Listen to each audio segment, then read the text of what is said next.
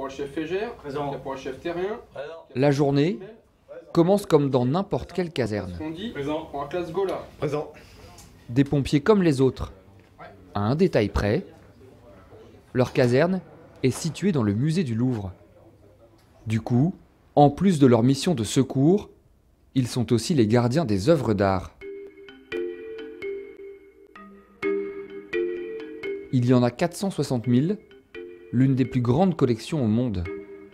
Certaines pièces inestimables, la Vénus de Milo ou la Joconde. Alors, en cas de problème, le capitaine Stempfel et ses hommes n'ont pas une minute à perdre. Leur matériel d'urgence est stocké derrière les murs du musée, juste à côté des tableaux.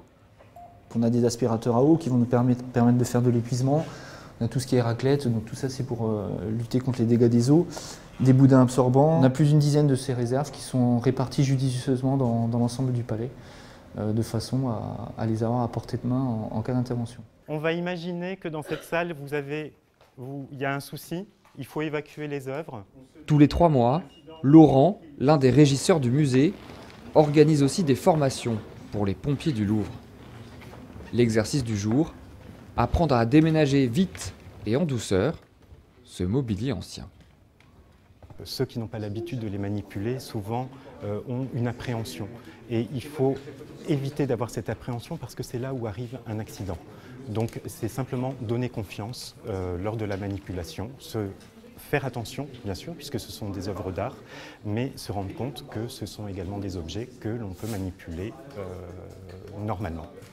Un entraînement spécifique, organisé à la demande de ces soldats du feu, pas toujours très à l'aise face aux objets d'art.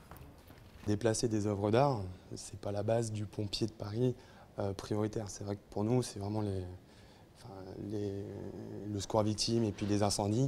Donc là, c'est vrai qu'on est plus... travaille plus à tâtons, on prend beaucoup plus de précautions. Chaque année, les pompiers du Louvre sont mobilisés sur une dizaine de sinistres, de grosses fuites d'eau la plupart du temps, mais jamais de feu. Depuis sa création, juste après la Révolution française, aucun incendie majeur ne s'est déclaré dans le musée.